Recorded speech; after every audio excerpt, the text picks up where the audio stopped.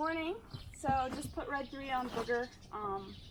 You know, like I've been saying, I want some more energy out of him. So one of the ways I like to do that is take him out to the pasture, let him lope, let him trot around, let him move out. You know, it gets boring and tiring and everything like that for him to just sit there and lope around a pen.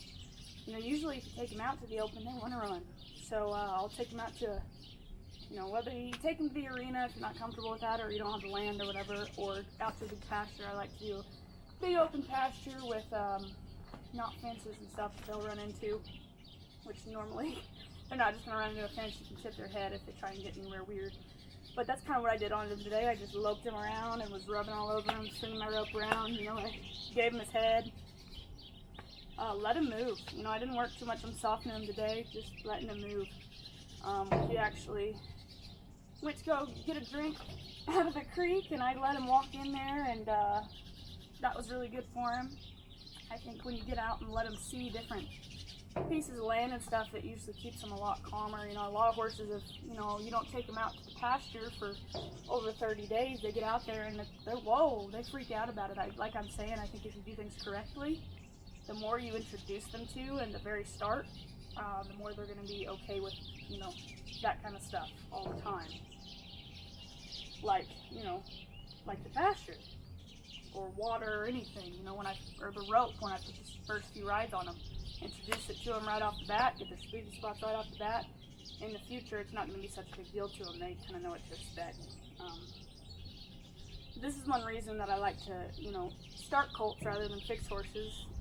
One, because I think it's so important their first few rides to 30 days or so really sets the tone for the rest of their lives. It lets them know what they're expected.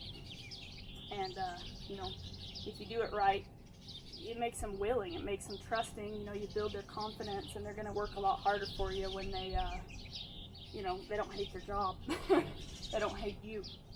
We want him to think about the positives positively and the negatives negatively. One example, I let him in the gate to this pasture over here, and he was a little sour about it.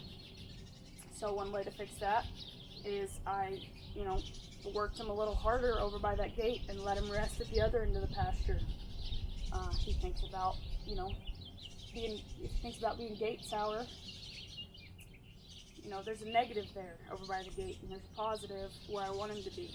So you're constantly, you know, getting in their brains and thinking, you know, what is he thinking positively about? What is he thinking negatively about?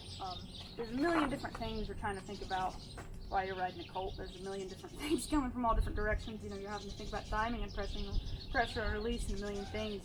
And you can't do it all, you know. That's why it takes so long to be good at this. You know, there's a lot of things where I'm working on one thing about his brain, and now you need to be working on a million others. But you can, you just gotta do what you can and try and get in their brains. Most horse training is just getting in their brain, really. So anyway, that's what we did today.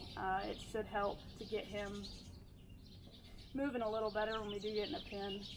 You know, if their energy's not forward, they're not going to be going sideways. Not going to be doing anything. Like, you know, if you start a colt right, today I was completely comfortable. No hands on the reins, letting him run around, you know, rubbing all over the place.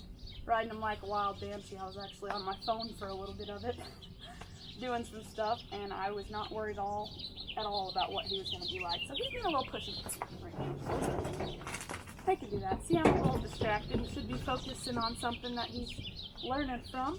You know, you're always teaching your horse right when you get him out of the pen to when you put him up. Right now I'm teaching him that he can push on me, so we're going to fix that. Guys, again, we're going to get on to him a little bit. You know, he just had a long ride. He ran around. It was a little sweaty, so he's just trying to rub on stuff, but that's alright. So yeah, that was kind of what I did for the day. Every horse is different. You know, some horses I wouldn't have done that today on, but he felt like he needed it. Just gonna be rubbing all over him at the same time, letting him move. Not working too much on turning and all that today. Really just moving out. So here we are, moving around for the day. I've just given him his head, letting him do his thing, and that'll be it for the day.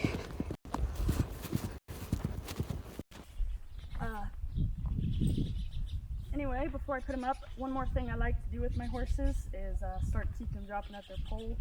And And I hate when you just unhalter a horse and they just go to walking off and they stick their head up, and you know, they know they're getting that halter taken off and ready to go somewhere. So I like to start teaching them to drop their head, which I've worked on them with them a little bit. So I start with a light touch, and if they don't go down, start with a little squeeze, and then a dig, and then there we go. So he dropped his head, so I'm gonna let him go. Eventually he should, you know, start dropping his head with just the slightest amount of pressure, just like that.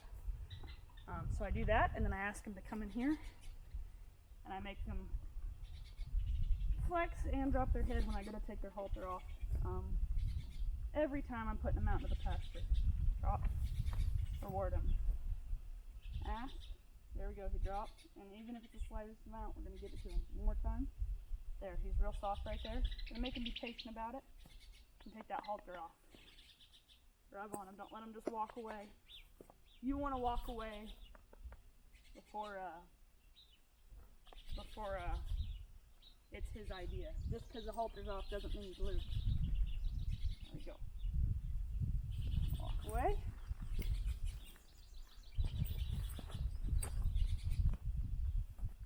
That's going to teach him some good manners, and I really like to get the patience out of him right there. Just a little tip that I like to do when I put a horse up.